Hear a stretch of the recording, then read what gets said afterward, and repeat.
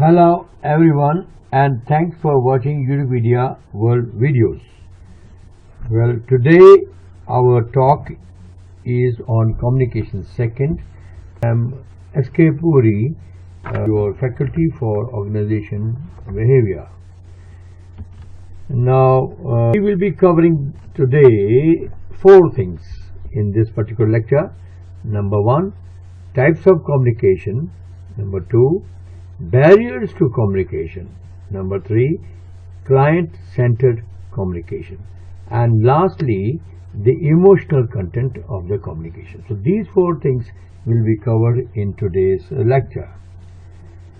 Well, today again we will go for the meaning of communication, although in our first lecture we had dealt with it, but to recapitulate it so that we can deal with the topic better way, let us again repeat what is the meaning of communication. Communication is the transfer of information from one person to another person. It is a way of reaching others by transferring ideas, facts, thoughts, feelings and values. So in communication process, there is a sender and there is a receiver. The sender sends the information and the receiver receives the information through a medium. The medium can be telephone, medium can be face-to-face, medium can be television, medium can be even internet, medium can be a video or anything. Now let us understand the process of communication.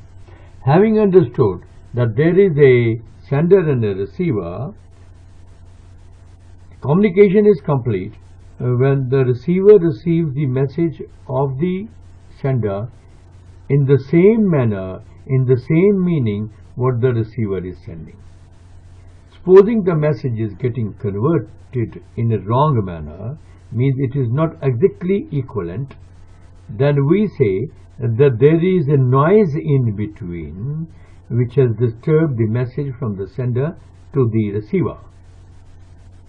Now let us understand the concept of noise. Noise can be of 2 types, physical noise and the psychological noise.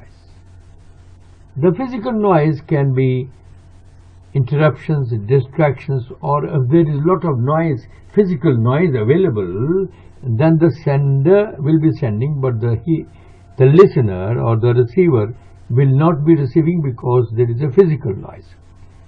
Now the psychological noise can be from both sides, from the sender as well as receiver. If there is an emotional content, if there is lack of focus, if there is a stress involved, the receiver will receive it in a different manner, will be perceiving it in a different manner. This is a psychological noise. Having understood this, the concept of noise, our main purpose is that there is no physical or psychological noise and the receiver is receiving the message exactly equivalent to what the sender is sending. Now what are the barriers to communication? There are 5 basic barriers to communication. First, filtering. Second, selective perception. Third, information overload. Fourth, defensiveness. And the 5th one is language. Now let us understand these barriers one by one. What is filtering? Now filtering is a barrier in which the sender filters the information as per his choice. For example, in an office we have seen when the communication goes from top to bottom or bottom to top, the person who forwards it filters some information, retains some information because of his choice. So the communication is slightly disrupted or distorted. The second is selective perception. We have seen that the receiver has got his own perception of what he is receiving. He receives only as per his perception. He selects what he wants to receive. As we say, the listener wants to listen only what he wants to listen. He doesn't listen the other thing. So this is what is selective perception. It is an error or a barrier created by the receiver. Information overload. The third one, information overload, is when there is too much of information in the message. The receiver cannot inform that much of information. There is a capacity of the receiver. So this is called information overload. The fourth one is defensiveness. This is a psychological barrier. When something is said or a negative feedback, for example, is given, the receiver becomes defensive to protect himself. So he does not want to receive the message. This defensiveness is a kind of psychological barrier which comes because the receiver becomes defensive. The fifth one, which is very important, is called the language. Language is the basic carrier of the information. If language itself is not understood by the receiver, then the message is definitely not received. And language is found to be a barrier. Like, for example, in hospitals, if the nurses do not know Hindi language and they are from Kerala, there can be definitely a language barrier between the patient and the nurse. This is a language barrier. Having understood the barriers of communication, let us understand that communication barriers can be of two types: the inner barriers and the outer barriers. The inner barriers are the barriers within the person who is sending. These barriers are inbuilt in the person. For example, a person is having vocabulary poverty. He is struggling for words. This belongs to language barrier. So, in fact, because he doesn't have words to express, and hence he is having that barrier of poverty, of words, vocabulary poverty. The second is the idea poverty, or the creativity poverty. That person doesn't have so many ideas to express what he wants to express. He cannot create a language or sentences. So he has idea poverty, means the various ideas in which he can present. He can frame several sentences in which he can. So this is idea poverty, means he knows the language, but the idea poverty is that his conversion to particular language of sentences is there. So he is not able to convert his message to the kinds of ideas that he wants to present. This is idea poverty. The third is unable to manage stress. If the person is under stress, then he is not able to convert his message properly. He is distorted. Lack of communication ability. This is an ability or a competence, which is communication ability, that itself creates problem. The fourth one is subject knowledge. If he doesn't have the knowledge of the subject, what he is speaking on, how can he convey or communicate? Repetition of an idea is seen to be a barrier. The person repeats the same idea again and again. This is a barrier because he is in the habit of repeating the idea. Now let us go to outer barriers. The outer barriers are the outer environment. If you are sitting in a very hot or humid environment, or very cold and chilly, the temperature, humidity, and the technical snag, the snag of the computer or the laptop or the overhead projector, these are also barriers which are outer barriers. The second is emotionally charged up environment. Sometimes the environment is so much emotionally charged, especially we have seen during strikes, when the trade unions are emotionally charged, or when your employee is emotionally charged, the environment is emotionally charged, there is anger built up. Anger can be both from the side of the receiver as well as the sender. And non-clarity of the subject is also a barrier with both of them. Now, let us understand listening. As we have understood last lecture, that listening is basic to communication. More than speaking, it is the listening. If the listening is not there, the message is not received, although the sender has sent the message. The barriers to listening can be following. Lack of interest. There is a lack of interest on the part of the receiver. He doesn't want to listen. Second is ego.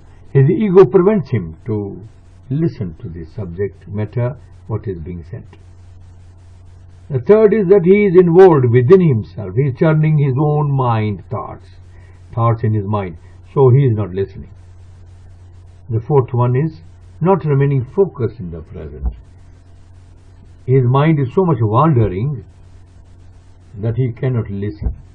Fifth is again an emotional factor, which is fear. He has got a fear, something weird, fear running on the message, which is supposing he is being sacked or he is being retrenched. He has got a fear, so he is not listening. Sixth one is preconceived ideas and notions. This comes to a perceptive error because he is perceiving some ideas prior to the communication, so he receives wrongly. He doesn't listen to what is being said. Mental stress is always a barrier, both from the side of sender as well as the receiver. This especially happens in healthcare environment where the panic is there because sometimes disruption is there, accidents are there, trauma is there. So the stress itself creates barrier between the doctor and the patient. Similarly, in the industry, the stress itself can create barrier between the speaker and the listener. The barriers to listening, what we want to say is that based on your response, if you have a personal agenda, then you can't focus on your response. And if you are reacting emotionally, these are the suggestions we are giving to proper listening. If you are reacting emotionally, then you quieten your reaction of emotionality. After that, you communicate. Criticizing judgment of the speaker, this becomes also a barrier which can be corrected. You should not be judgmental or criticizing. That means you concentrate on the message, not the messenger. The speaker as well as the listener both should be having non-judgmental or objectivity in the whole thing. The speech rate or the thought rate. If the thought rate is very fast and your speech is not able to cope up, then also the problem occurs. So you should actually have some calmness or extra mental time to organize your thoughts, and then you start speaking. Information overload should be always avoided because information overload, you cannot concentrate. External noises, remove them. Noise of the speaker, noise of the air conditioner, noise of the people from outside, noise from the road. Unsuitable decor, too much hot and cold, we have already discussed. Remove that and create an environment which is suitable for communication. Physical difficulty, a stomach pain or something like that, on both the sides can create problem. So now the question is, can language be a barrier? This time, many times have been asked me. And global cultural differences, yes, this is a very big barrier because when we are working in a global diversity, language as well as cultural diversity is a problem because of the cultural diversity we understand things differently. So we must keep the culture of the other person to whom we are speaking into view. A German has got his own culture, so we must understand he understands it differently. He understands even body language differently. So this cultural differences should be taken into account while communicating. Our next, again, last time we have said that body language covers 55% and tone 38%. Words convey only 7%. In face-to-face communication, you have seen that the body language and tone is very important while creating the message, the way you communicate. Here you can see that both are talking to each other, but they are not listening. These pictures are showing you the barrier of listening. Here again, barrier of listening. And again, this is language barrier. The person says sit, and that idiot dog has made shit out of it. So the language barrier. This is again barrier shown because of the lack of listening. Keeping yourself busy on the telephone, you will never be listening. This listening is the greatest barrier. Body language, if you want to understand more, go for a TED Talk. TED Talks are very popular. There is a TED Talk by Cuddy. This will make you understand communication in a much better way. So please do see the video by Cuddy on a TED Talk. You go to Google and ask for the TED Talk by Kadi on body language in communication. There are the types of communication. Communication can be formal, informal, or grapevine. A formal communication is a formal which is mostly written or even spoken, but it is conveyed in a formal language, in a formal way, whereas informal is to the friendship circle. It is also called grapevine because of the informal organization or the informal group when they convey to each other. For example, rumors are grapevine. Now, the direction of communication can be upward, downward, horizontal, diagonal. For example, from the bosses to the downwards in the hierarchy, it is upward to downward. When on the same level you are talking, it is horizontal communication. Diagonal is when the higher authority talks to a lower person in another department, it is diagonal. It is not downwards even, because to another department he is talking to a lower person. Communication can be within the organization, called internal, and outside the organization is external to vendors, to customers, to your suppliers, or to shareholders, or to public at large, or to government, or to any other person external to the organization. Now, while we are talking on communication, we must talk about the types of networks of communication: a wheel type, a circular type, and a free flow type. A wheel type is when the leader is in the center and through the spokes he is connected to all the people. So this is called wheel type. Wheel relies on the leader to act as the center for the group's communication. A chain is a circular one. When one person communicates to the other, this is called circular. And a free flow is anybody is talking to anybody, is a type of free flow. Now, communication for care, this has been dealt quite a lot by a behavioral scientist called Carl Rogers. He has given certain concepts which are not only applicable to healthcare but which are applicable to the whole concepts. That is why we always remember Carl Rogers when we talk of the principles of communication. We have shown here some of the pictures where communication is in healthcare. Healthcare is a place where communication becomes very, very important because it is a matter of life and death. Now, you have seen that IT, information technology, and other means like telephone is more used in communication. Judging is a problem, as we have said, and we will come to Carl Rogers again. We talk on the subject of communication, which is client-oriented communication. First, before coming to Carl Rogers, we are talking of the barrier of judging. A major barrier to mutual interpersonal communication is tendency to judge, to evaluate the other person. When we are in the mode of judging the other person, we will never receive the communication properly. Sometimes feeling, emotion are deeply involved, not meeting with the psychological space. Boss and subordinate communications are like that. Management, labor, doctor, nurse, patient, all these communications have some problems of psychological. We are not talking about the same thing. This is what is the thing, you know. The speaker and the listener are not talking about the same thing. That is why the judgment and the psychological factors are coming. Express idea and attitude from the other point of view, to sense how it feels to him, to achieve his frame of reference to the thing he is talking about. Here is the Carl Rogers thinking. Carl Rogers says that when you communicate,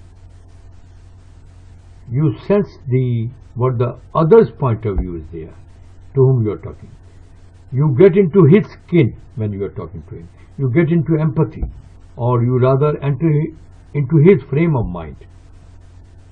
So the speaker must understand the other person instead of only remaining on the subject that I want to be understood. Carl Rogers is giving more importance to entering into the other person's frame of mind. That is called client-centered communication. That means communicating, first you entering into the frame of mind of the listener, then you will communicate better. This is especially true in the healthcare when the doctor is talking to patient. The doctor must enter into the frame of mind of the patient. How it seems to him, hatred, fear, aspiration, hope. How? So this, when you go for this, the listener will be actively listening. And if the active listening itself is a problem, it is a problem with the listener, which is also a requirement for the proper communication. Carl Rogers' client-centered communication or the patient-centered communication we have already touched. That is that when we think about many barriers to personal communication, particularly those due to differences in background, experience and motivation, it seems extraordinary that any two people can ever understand each other. So Carl Rogers is saying that it is much more important in the present background, when the people are from different backgrounds, you enter into the frame of mind of the person to whom you are talking. That is called client-centered communication. Understanding what is being said. We pick up the meaning based on what we want to, not what is said by the other person. And we should not assume what we are being understood in the way we want the other person to understand us. So actually, if we are only in our frame of mind, then this kind of problem occurs, that we are assuming something. This is a very good point, experienced me in many a time. The sender must understand this, and if the receiver is receiving it in some other perception, the onus lies on him for the particular meaning of this. I think, and I have always found it to be that way, that the sender must make the message in a particular manner, that it is understood in a proper manner. So if the receiver does not know the particular meaning, then it was the sender's responsibility that he frames the message in a manner so that the sender receives it. If I use too much of colloquial language and too much of kind of very difficult words, and the receiver is not of that type, the language problem or the meaning problem will come. In healthcare, for example, the receiver here is a nurse or a doctor, sometimes questions the patient further to really understand the actual meaning of the sender. A kind of reflection communication by the receiver. So here, in the doctor and the patient, the doctor should not use very difficult words, and he should reflect what the receiver is receiving. So here, let us say in the case of a boss and a subordinate, A is the boss and B is the subordinate. B does not understand. B does not express his feelings. He is passive-aggressive behavior. He is passive but internally aggressive. So the boss is saying, but the subordinate is not understanding. Now there are two options: telling the other person, exploring the other through asking and listening. When the person is talking, after talking he should try to question whether the other person has understood. So instructions and brainstorming, action learning to find a solution that the communication is understood. So I think after the communication you should ask the listener whether he has understood it. The emotional content of the communication is also very important, and here emotional intelligence comes in communication, because emotions are involved. So active listening can be only there, and not only listening, when you are not only listening to the words but to the body language and to the emotions also. Emotions are expressed by the body language and the tone. Then there can be active listening. This is also a part of kind of emotional content, understanding the emotional content and its intensity. Then you can understand the communication better. And while conveying also, try to have your emotional content clearly understood through body language and tone, so that communication is in proper emotional content, understanding the emotion of yourself and emotion of the other. Active listening and empathy in a health provider is very important. It is the healer's role to assume, insofar as he or she can, the internal frame of reference of the patient. In places, the healer at an advantage in fully understanding the patient. I take 4 points as the most important point in face-to-face: the eye contact, the posture position, the verbal quality, and the verbal message. So when you are designing communication, see that you have eye contact, you have correct posture position, and you have verbal quality and verbal message properly made. I must say that you must read Carl Rogers as a behavior scientist who has done a lot of work on communication. He has 3 publications: A Way of Being, second one is on Becoming a Person, and the third one is Personal Power.